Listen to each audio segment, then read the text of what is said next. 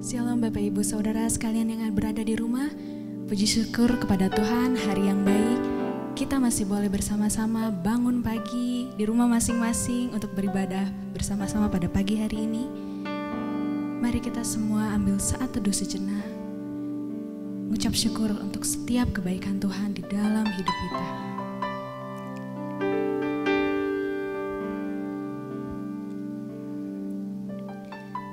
Firman Tuhan berkata, sebab lebih baik 1 hari di pelataranmu daripada 1000 hari di tempat lain. Lebih baik berdiri di ambang pintu rumah Allahku daripada diam di kemah-kemah orang fasik. Walaupun pada pagi hari ini kita masih beribadah di rumah, tapi biarlah kita memuliakan Allah dan biarlah Ia bertahta di atas puji-pujian kita. Kita nyanyikan sebuah pujian ini. Satu hal yang kurindu.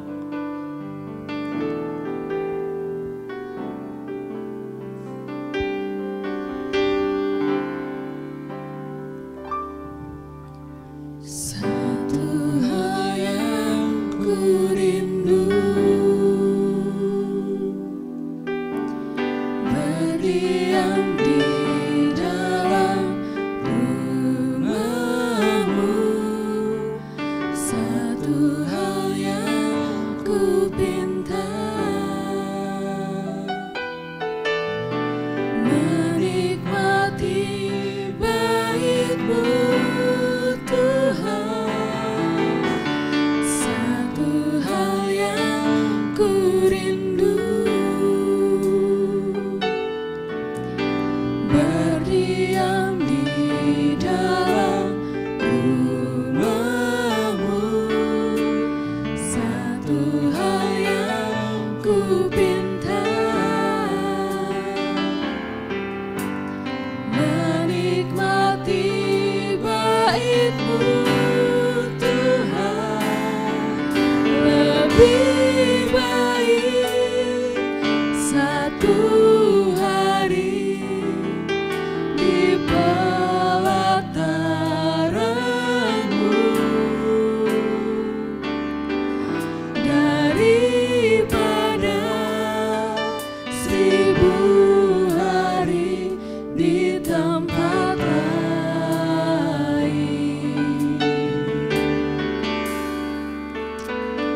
Memuji-Mu, menyembah-Mu, Kau Allah yang hidup, dan menikmati semua kemurahan-Mu.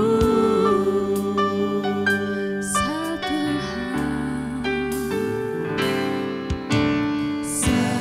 hal yang ku rindu,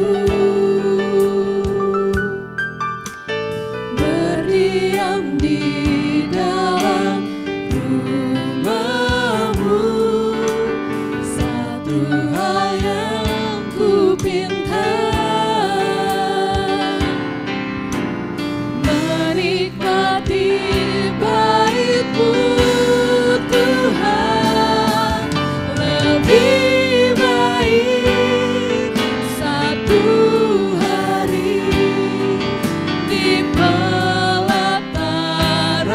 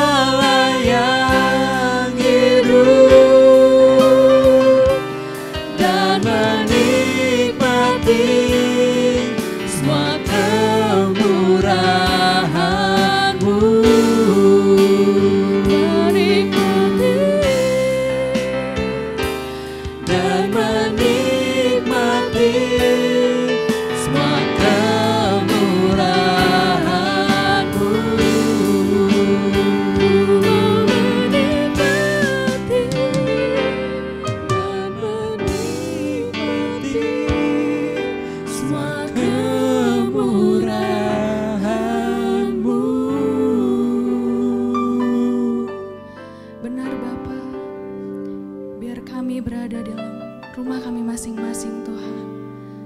Tapi saat ini kami boleh menyadari bahwa lebih baik ya Tuhan, 1 hari di pelataran-Mu daripada 1000 hari di tempat-tempat lain. Pagi hari ini Bapa kami mengucap syukur untuk setiap kebaikan-Mu bagi kami Tuhan. Untuk setiap nafas hidup yang kami hembuskan Bapa. Terima kasih ya Allah, untuk penyertaan-Mu yang sempurna Tuhan atas hidup kami. Terima kasih untuk kesempatan yang masih Tuhan beri hingga saat ini Bapa. Kiranya Engkau yang memberkati jalannya ibadah ini Tuhan. Engkau juga yang menguduskan kami Bapa, supaya kami boleh terarah kepadamu Tuhan. Beribadah dengan sepenuh hati kami kepadamu Bapa. Dan biarlah dalam segala sesuatunya dan di atas segala sesuatu, hanya nama-Mu saja yang dipermuliakan ya Allah, yang kami sembah di dalam nama Yesus Kristus Tuhan dan Juru Selamat kami. Terima kasih Tuhan. Di dalam nama Tuhan Yesus kami berdoa, beracalah ya Allah. Amin. Sidang jemaat, pagi hari ini kita masih bersuka cita sebab Dia adalah Allah yang memelihara kita. Mungkin ada yang sudah terlalu lama berada di rumah. Mungkin ada yang kurang bergerak. Pada pagi hari ini kita mau sama-sama menyanyikan satu buah pujian yang akan membuat kita sedikit bergoyang di rumah. Tidak usah malu-malu karena tidak ada yang melihat juga di rumah masing-masing.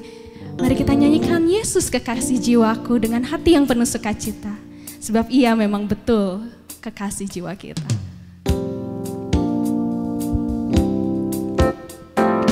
Mari sama-sama kita angkat pujian ini. Yesus kekasih jiwaku, sungguh ku percaya padamu, karena kasih-Mu padaku, Kau tebus dosaku. Dari terbitnya matahari dan sampai terbenamnya, ku angkat lagu pujian, tinggikan nama-Mu.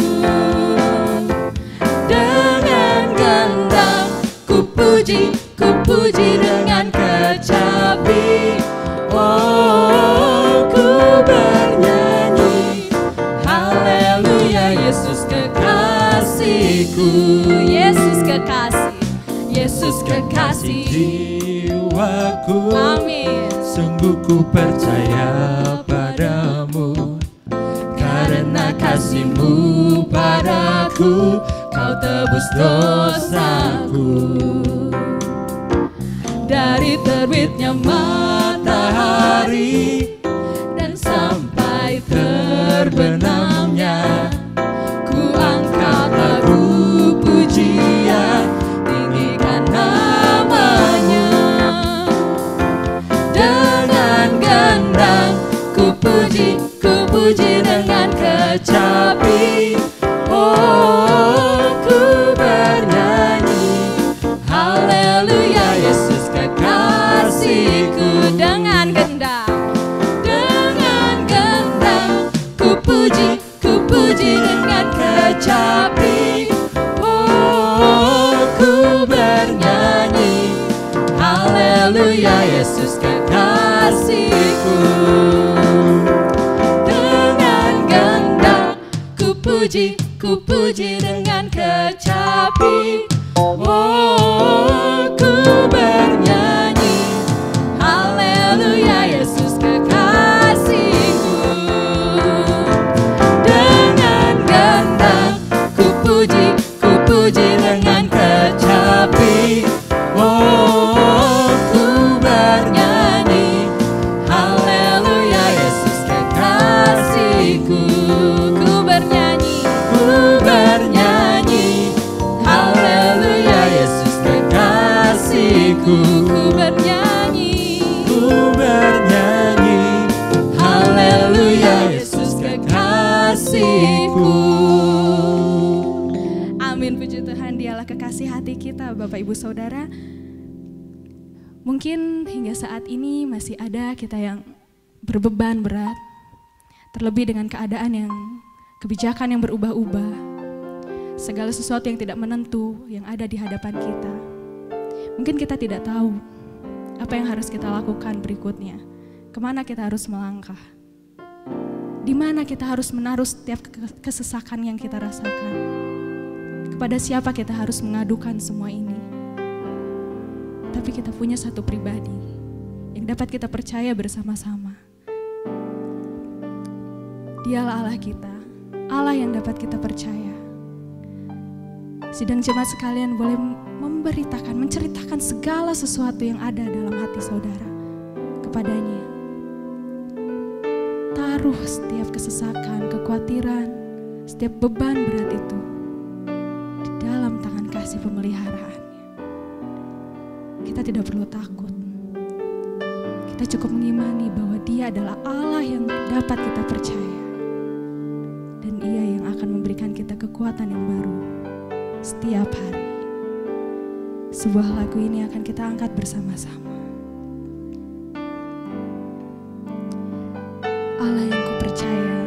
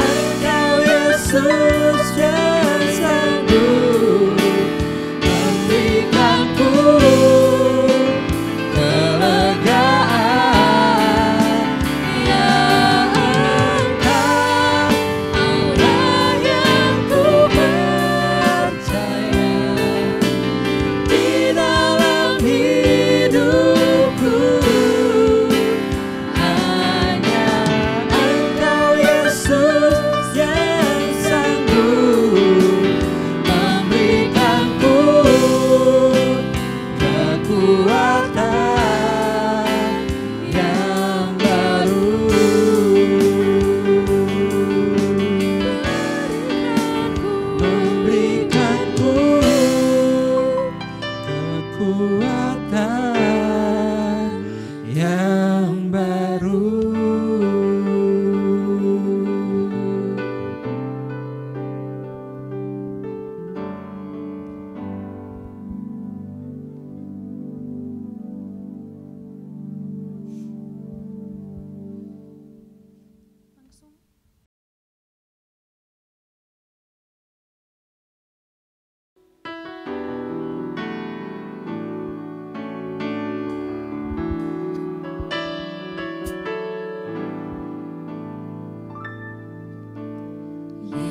Yesus, Kau telah memulai segala yang baik dalamku.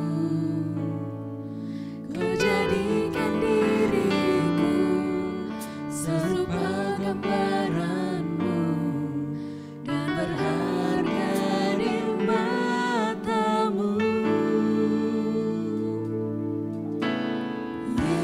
Yesus, Kau telah memulai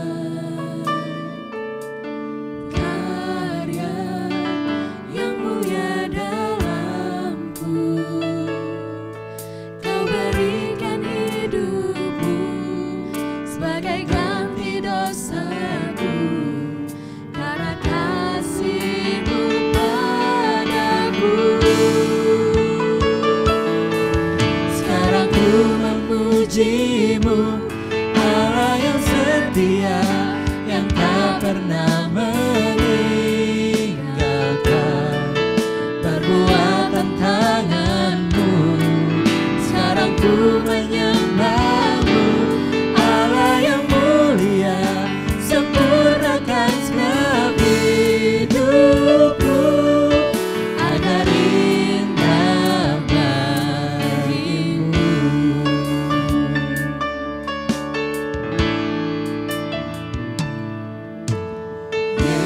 Yesus, Kau telah memulai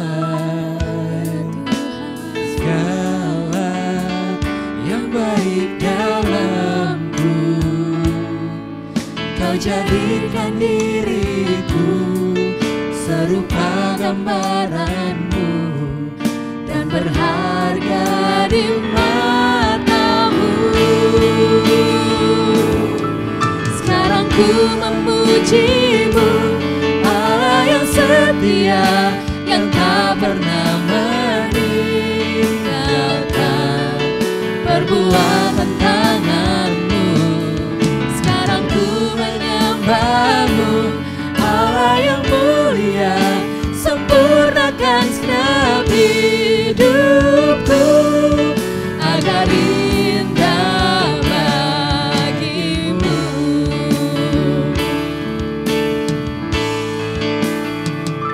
Sekarang ku memuji-Mu, Allah yang setia, yang tak pernah meninggalkan perbuatan tangan-Mu.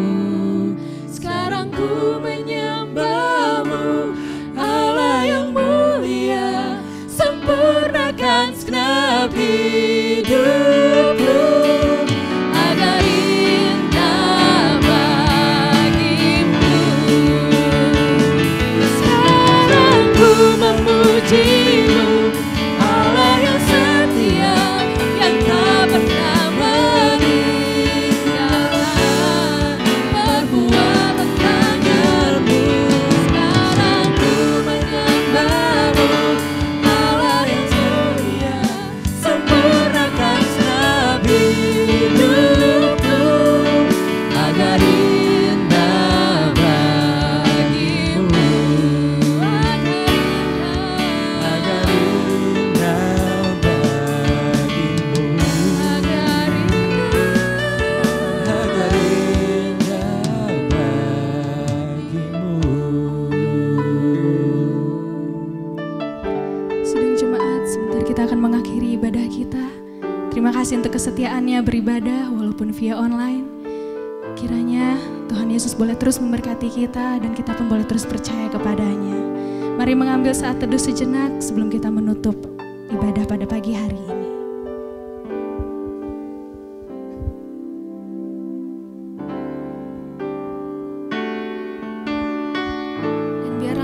menjadi lagu penutup bagi ibadah kita pada pagi hari ini.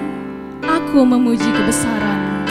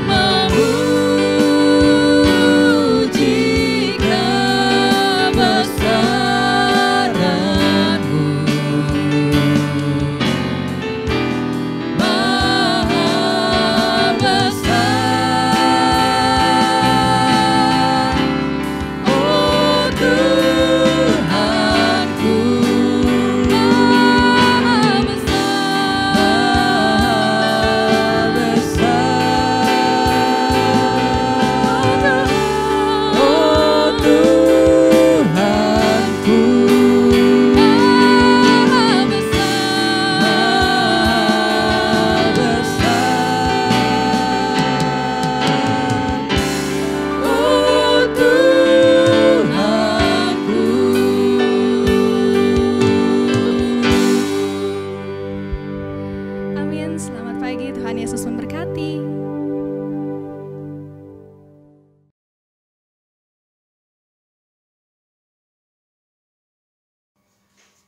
Selamat pagi, salam sejahtera bagi kita semua jemaat Bethlehem yang sedang menyaksikan tayangan pagi hari ini, dan para pemirsa di rumah yang sedang bersama-sama dalam menikmati ibadah pada pagi hari ini. Kita patut bersyukur kepada Tuhan, walaupun kita ada dalam kondisi yang kurang baik pada kesempatan ini, tetapi kita ada kesempatan untuk bisa menikmati pimpinan dan penyertaan Roh Kudus dalam ibadah pagi hari ini. Dan saya rindu kita sebelum mendalami lebih jauh kebenaran firman Tuhan yang akan dibagikan pada pagi hari ini, mari kita tunduk kepala, kita mohon pimpinan dari Kristus Yesus. Terpujilah Engkau Allah kami yang hidup, Bapa kami yang baik, yang sudah mengorbankan hidup di atas kayu salib untuk menyelesaikan semua persoalan yang terbesar dalam hidup manusia, yaitu dosa. Dan bersyukur Bapa, karena kami boleh merasakan kasih-Mu dan hadirat-Mu yang indah karena iman kepada Engkau. Memberkati setiap kehidupan kami, dan terlebih tanah hati kami yang siap disuburkan pada kesempatan ini. Tuhan menolong supaya siraman firman Tuhan dapat menguatkan dan memberikan peneguhan dalam iman kami, untuk kami tetap senantiasa berpaut kepada Engkau. Terpujilah Engkau Bapa, kuduskanlah kami, dan berkatilah penyampaian firman hari ini. Haleluya. Amin. Mari bersama-sama kita membuka kebenaran firman Tuhan yang diambil dalam Efesus pasal 4 ayat 15. Kita baca bersama-sama. Efesus pasal 4 ayat 15. Tetapi dengan teguh berpegang kepada kebenaran, di dalam kasih kita bertumbuh di dalam segala hal ke arah Dia, Kristus yang adalah kepala. Saudara, tema pada pagi hari ini masih berkaitan dengan menjaga kemurnian hidup. Sepanjang bulan ini kita sudah mengupas bagian ini, dan tema minggu ini adalah menggunakan hak istimewa dengan patuh dan setia. Sekali lagi, menggunakan hak istimewa dengan patuh dan setia. Saudara yang saya kasihi dalam Tuhan, jemaat Bethlehem yang saya banggakan dalam Kristus, dan para pemirsa yang menyaksikan tayangan hari ini, apa yang harus kita lakukan dalam menjaga kemurnian hidup di tengah masa-masa yang sulit dan di dalam penantian kita pada kedatangan Kristus kedua kali? Apa yang harus kita lakukan? Jawabannya sederhana, saudara. Yang harus kita lakukan adalah menggunakan hak istimewa kita dengan patuh dan setia kepada Tuhan. Jadi sekali lagi, menggunakan hak istimewa. Apa itu hak istimewa? Hak istimewa itu berkaitan erat dengan anugerah yang sudah dialami dalam iman kepada Kristus. Berarti ini berkaitan dengan kata teguh berpegang pada kebenaran. Supaya hidup kita dalam Kristus menjadi sempurna karena kebenarannya. Jadi ini yang dimaksud dengan hak istimewa. Berpegang teguh pada kebenaran. Dan itulah yang kita akan coba teliti di dalam bagian ini. Dalam Efesus pasal 4 ayat 15. Teks asli berkata begini di dalam bagian ini. Dengan teguh berpegang kepada kebenaran.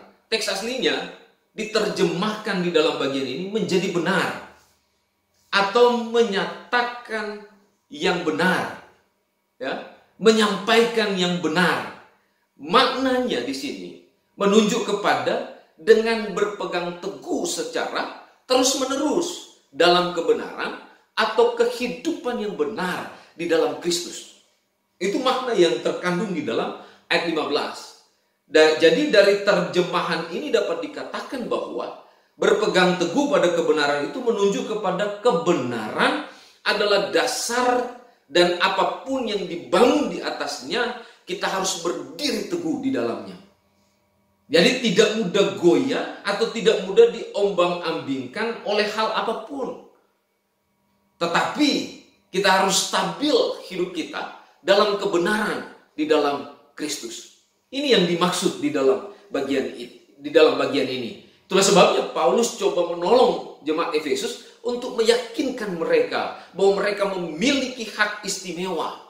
Jadi intinya hak istimewa seseorang itu adalah apabila dia berpegang teguh secara terus-menerus dalam kehidupan yang benar dan menjalani kebenaran oleh dorongan hati nurani yang benar atau jujur di hadapan Tuhan. Jadi hak istimewa itu lebih menekankan pada ketertundukan seseorang dan kesetiaan seseorang kepada kebenaran. Jadi bukan pada soal-soal yang berkaitan dengan segala kemudahan-kemudahan dalam pemenuhan kebutuhan jasmani. Atau hal-hal yang berkaitan erat dengan sesuatu yang gampangan. Bukan. Tetapi ini menekankan pada ketertundukan dan kesetiaan kita kepada Kristus. Itu hak istimewa. Ya. Jadi seorang Kristen yang memiliki hak istimewa atau apa kalau dalam bahasa Inggris ya, privilege ya, akan memberikan teladan yang baik dan ia senantiasa bertumbuh dalam iman kepada Kristus. Jadi ada privilege dari seorang yang sudah memiliki iman kepada Kristus. Dia bertumbuh dalam kebenaran. Luar biasa ya. Ini hebat sekali nih yang disampaikan Paulus dalam bagian ini. Itulah sebabnya mari kita bersama-sama dalami bagian ini. Bagaimana cara kita menggunakan hak istimewa kita sehingga teguh dalam kebenaran.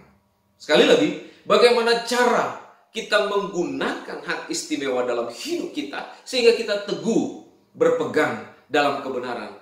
Yang pertama, mari kita perhatikan. Coba kita naik sedikit ke ayat 13. Firman Tuhan berkata begini. Sampai kita semua mencapai kesatuan iman dan pengetahuan yang benar tentang anak Allah, kedewasaan penuh dan tingkat pertumbuhan yang sesuai dengan kepenuhan Kristus. Ayat 13 berkata demikian. Coba kita bandingkan dengan ayat 3 di dalam Alkitab, dalam Efesus pasal 4, firman Tuhan berkata begini, dan berusahalah memelihara kesatuan roh oleh ikatan damai sejahtera. Jadi dua ayat ini sebenarnya setara. Kenapa? Karena Tuhan di sini rupanya menolong kita untuk menghendaki supaya setiap orang tidak menjadi tawar hati. Itu berarti hal yang kedua, yang penting yang perlu kita dalami dalam bagian ini adalah memiliki hati yang tidak cepat menjadi tawar. Itu yang penting di sini. Kenapa? Tuhan menghendaki supaya hati kita tidak menjadi tawar. Karena salah satu hal yang dapat mengurangi semangat dalam menggunakan hak istimewa kita di hadapan Allah dengan patuh dan setia adalah tawar hati. Betul? Tawar hati, saudara. Karena iblis di sini paling senang bermain-main dengan orang-orang yang tawar hati. Seperti apa orang yang tawar hati? Dia mudah kecewa. Iblis senang bermain di dalam bagian ini. Makanya mari kita perlu lihat dan dalami bagian ini. Di dalam ayat 3 kalau kita lihat dikatakan begini. Penting untuk kita lihat. Efesus pasal 4 ayat 3. Dan berusahalah memelihara kesatuan roh oleh ikatan damai sejahtera. Istilah kesatuan roh atau kesatuan iman di dalam bagian ini tidak dapat dipisahkan dengan teks sebelumnya, ya, yang disebutkan di dalam ayat 13. Sampai kita semua telah mencapai kesatuan iman. Dan kalau dalam ayat 3 kesatuan roh, ya. Ini artinya bahwa pertumbuhan rohani seseorang dapat terjadi melalui satu usaha yang dalam bagian ini disebut memelihara kesatuan. Ya, memelihara kesatuan. Bentuk kesatuan yang disebut dalam bagian ini adalah satu roh, dikatakan di dalam bagian ini, satu Tuhan, satu iman, satu baptisan, dan seterusnya. Ya. Dan ini yang penting. Makanya ada istilah di situ, berusahalah.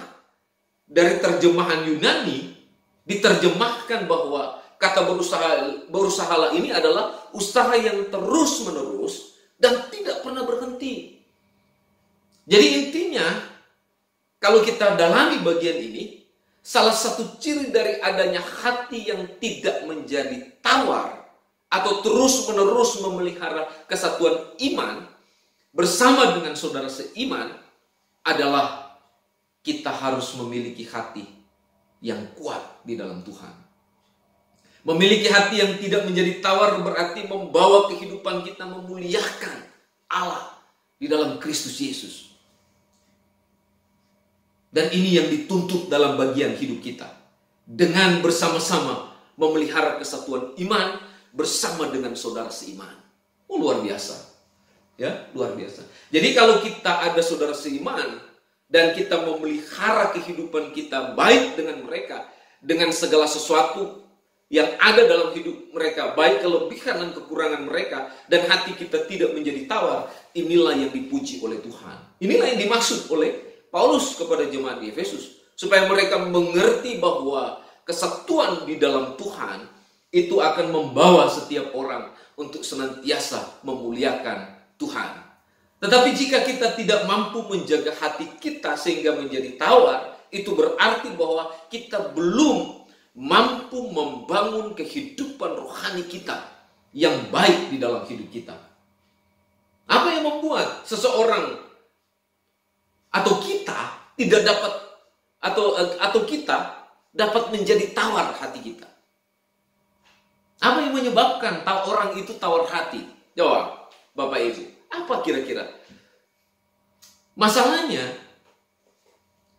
adalah seperti kekhawatiran, tekanan ekonomi, ketakutan yang berlebihan, dan juga kehidupan sosial. Bahkan ada yang lebih berat sehingga membuat orang menjadi tawar hati, yaitu fitnahan, gosip, dan masih banyak lagi. Ya, dan Alkitab menjelaskan banyak tentang itu, apalagi di dalam kitab Efesus.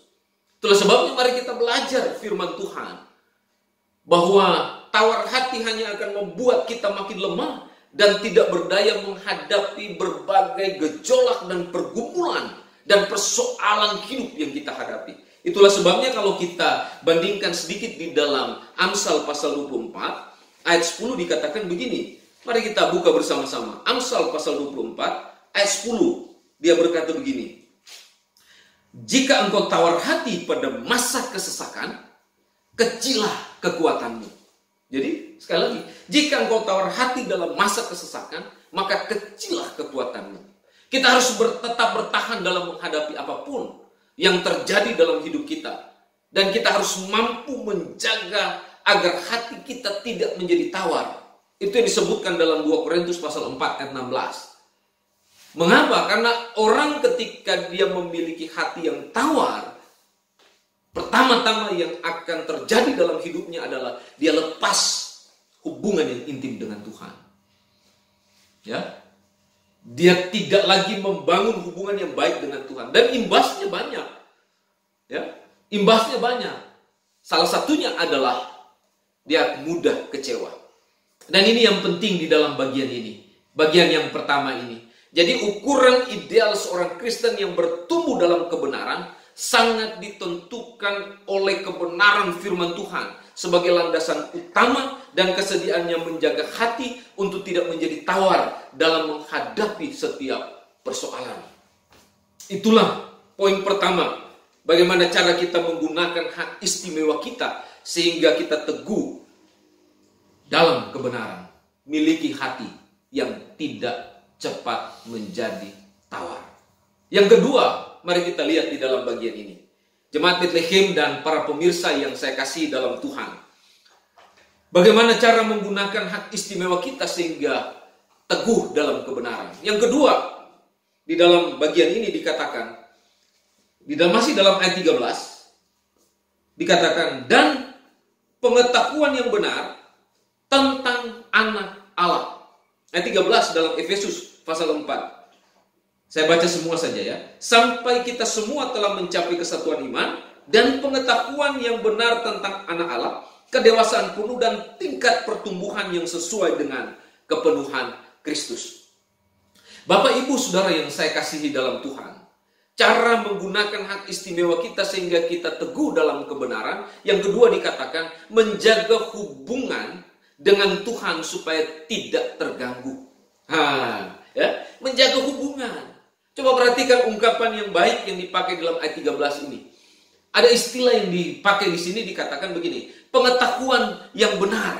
Ini dari dua kata Yunani yang berarti pengetahuan atau pemahaman, ya, atau pengertian yang jelas, ya.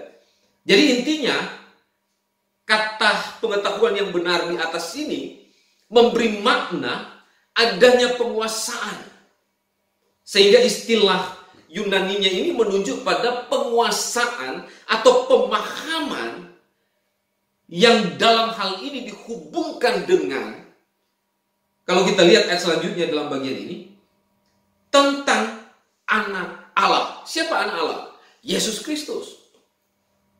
Jadi bagian yang kedua menolong kita untuk melihat konteks ini, untuk menyadari bahwa penekanan tentang anak Allah, Yesus Kristus, di dalam bagian ini sangat penting. Yang berkaitan dengan kematian, kebangkitan, dan kenaikannya ke sorga. Karena itulah yang utama di dalam bagian ini.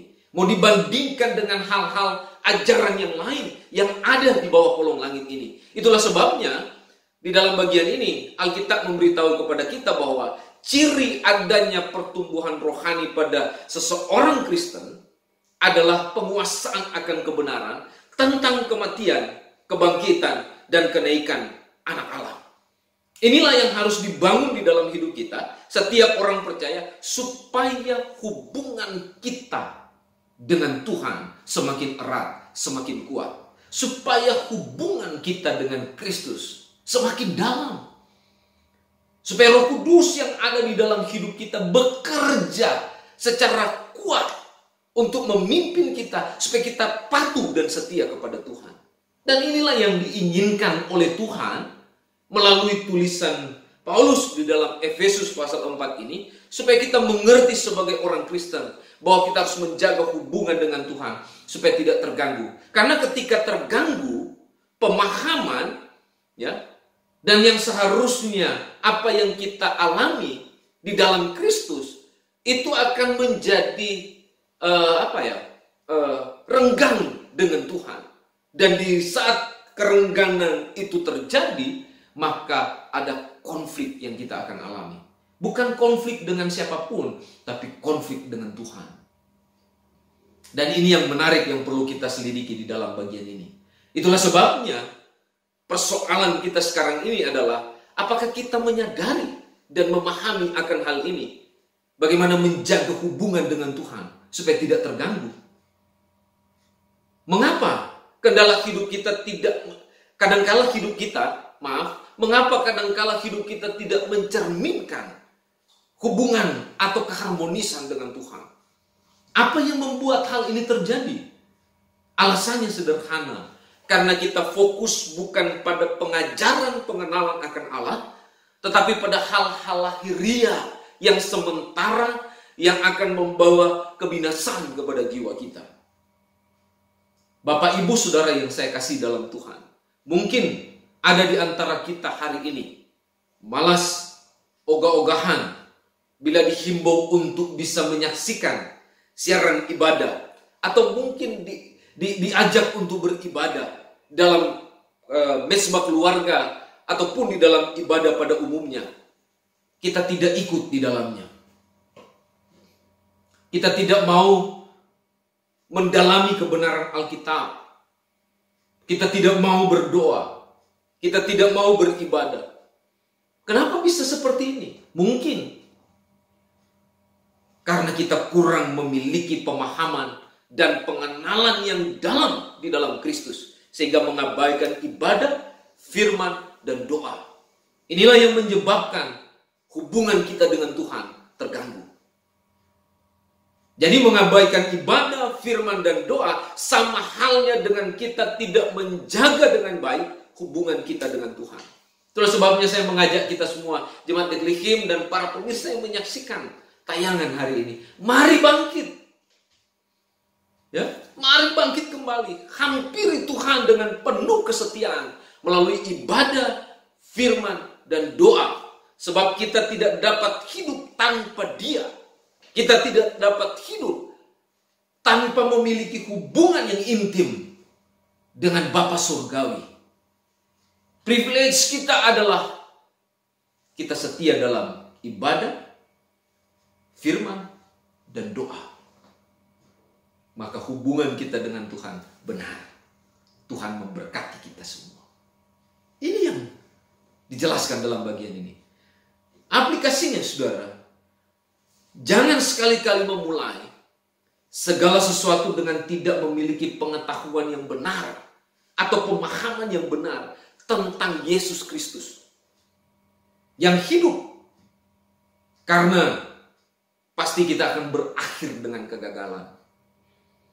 Ya, banyak orang gagal. Kenapa? Karena tidak memiliki pemahaman yang benar dengan Kristus. Tidak ada hubungan yang kuat dengan Tuhan. Makanya gagal. Kita bukan orang gagal. Kita orang yang dipersiapkan Tuhan, dirancang Tuhan untuk mencapai rencana-rencana Dia yang indah. Dan Dia mau kita ada di dalamnya. Itulah sebabnya saya mengajak kita sekali lagi bangkit, datang kepada Tuhan.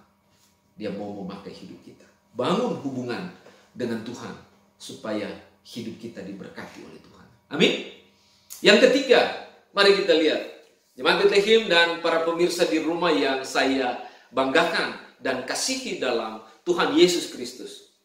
Yang ketiga, bagaimana cara menggunakan hak istimewa kita sehingga teguh dalam kebenaran. Ayat 13 masih dalam hal yang sama. Dikatakan begini, sampai kita semua telah mencapai kesatuan iman dan pengetahuan yang benar tentang anak Allah, kedewasaan penuh dan tingkat pertumbuhan yang sesuai dengan kepenuhan Kristus.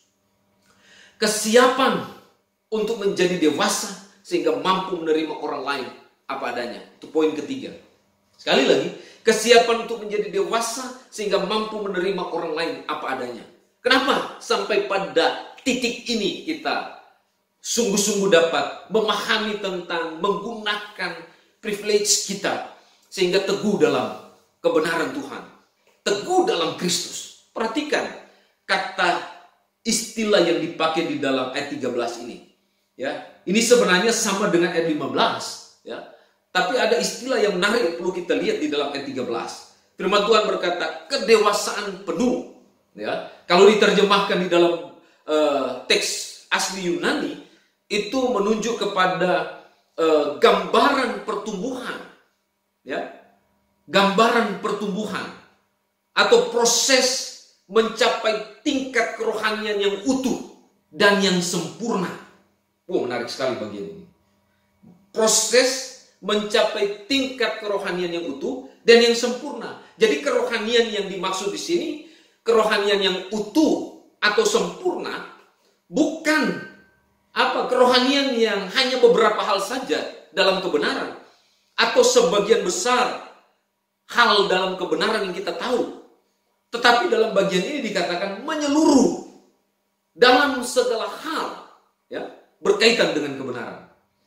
Jadi dapat dikatakan di sini bahwa jika kita bicara kedewasaan penuh, berarti kita sedang bicara tentang keadaan serupa dengan Kristus. Atau dengan istilah lain, senantiasa fokus kepada Tuhan. Karena hal ini berkaitan erat dengan penyerahan hidup yang penuh kepada Tuhan, sehingga dalam segala kondisi apapun dalam hidup kita, kita masih bisa bersyukur dan berterima kasih kepada Tuhan. Itulah pemahaman yang dimaksud dalam bagian ini. Itulah kedewasaan penuh yang dijelaskan dalam bagian ini. Penuh. Jadi tidak sebagian atau tidak hanya sebagian besar, tapi seluruhnya kita tahu tentang anak Allah, Yesus Kristus. Kita paham benar tentang hubungan dengan Dia. Kita paham benar tentang apa yang harus kita kerjakan ketika kita berada di dalam Kristus Yesus. Dan salah satu yang dikatakan di dalam ayat ini adalah, kalau kita baca ayat-ayat sebelumnya dan sesudah di dalam pasal ayat 13, di dalam pasal 4 ayat 13 dan 15, kita akan temukan bahwa salah satu kesiapan orang jadi dewasa sehingga mampu menerima orang lain, dia adalah bersama-sama menerima sesama apa adanya. Ya, menerima sesama apa adanya. Orang Kristen yang berada pada tingkat ini pasti memiliki hati untuk mengasihi. Mengasihi berarti menerima apa adanya orang lain tanpa marah, tanpa benci, dan tanpa kemunafikan. Itulah kedewasaan. Itulah kedewasaan. Namun jika kita tidak sampai pada tingkat ini, kita masih marah, menyalahkan hamba Tuhan dalam tanda kutip ini, sesama kita, orang-orang yang percaya kepada Tuhan, dan menolak dalam hal beribadah kepada Tuhan, ya, karena melihat manusia, berarti kita masih dalam tingkat, dalam 1 Korintus 13 ayat 11 berkata, kita masih kekanak-kanakan. Seorang yang memiliki kematangan dan kedewasaan hidup dalam Kristus tidak melakukan sifat kanak-kanak, tetapi senantiasa terus diubah oleh kebenaran dan hidup seturut dengan firman-Nya. Inilah teladan Kristus.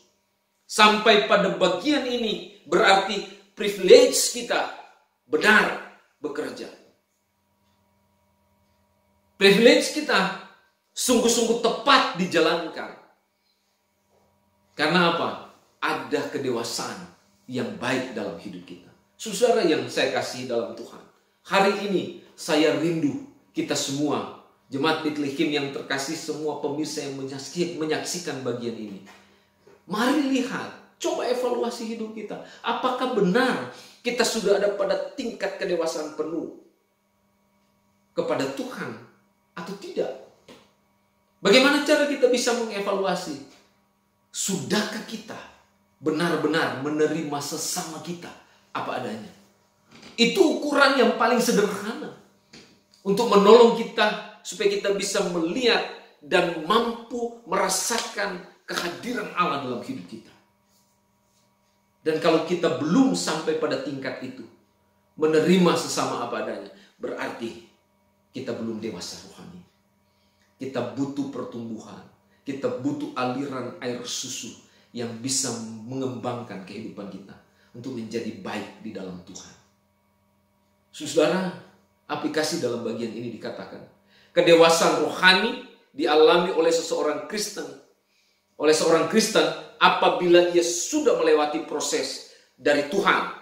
Dan kedewasaan tidak hanya diukur dari pengetahuan, tetapi dari perilaku dan pemahaman kita kepada Kristus. Dan ini yang Tuhan inginkan dalam hidup kita. Jadi Bapak Ibu Saudara yang saya kasih dalam Tuhan, menggunakan hak istimewa dengan patuh dan setia ada 3 yang saya jelaskan hari ini. Pertama, kita memiliki hati yang tidak menjadi tawar.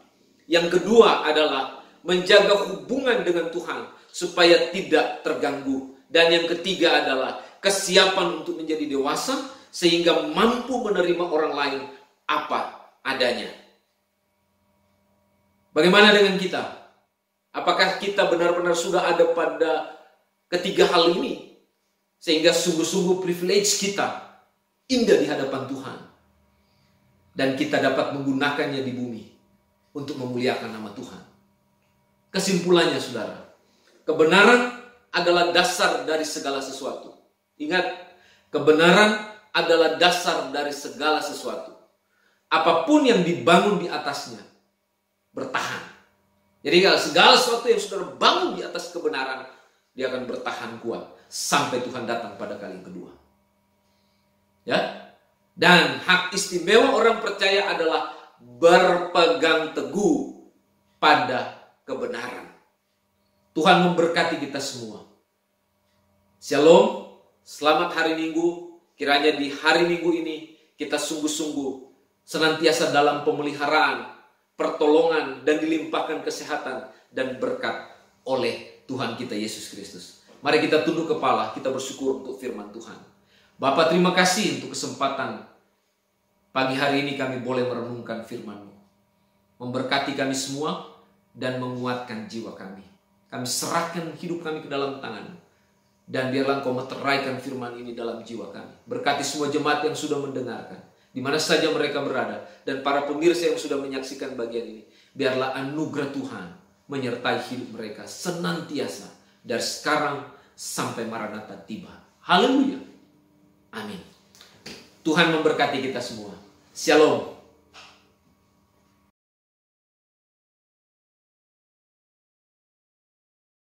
Jemaat Bethlehem yang terkasih, atas nama gereja, saya sebagai gembala sidang menyampaikan selamat ulang tahun kepada Ibu Betty Wijaya 25 Mei, Bapak Hadi Prasetyo 26 Mei, dan Ibu Meliana Andriani 28 Mei.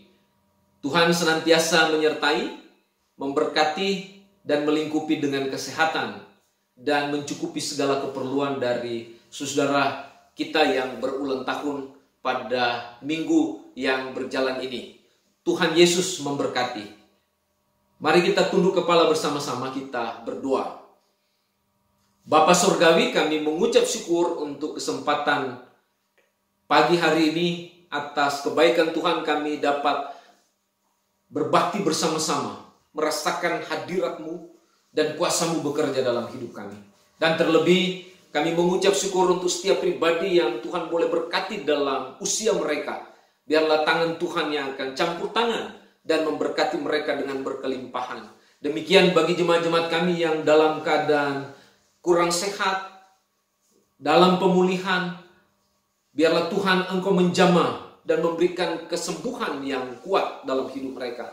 Dan yang sedang bergumul dengan pekerjaan dan usaha, Tuhan campur tangan dan mencukupi segala keperluan mereka. Terima kasih banyak Bapa Surgawi. Terpujilah nama-Mu. Biarlah semua jemaat Bethlehem diberkati dan ada dalam ketenangan dalam Kristus Yesus. Terima kasih Bapa. Kami akan mengakhiri seluruh rangkaian ibadah kami pada kesempatan pagi ini. Kami mohon berkat-Mu atas seluruh jemaat yang sudah menyaksikan dan para pemirsa yang sedang menyaksikan tayangan pada pagi hari ini. Kasih karunia dari Allah Bapa, kasih dalam Kristus Yesus, dan pertolongan dalam Allah Roh Kudus memberkati kami sekalian. Haleluya. Amin. Shalom.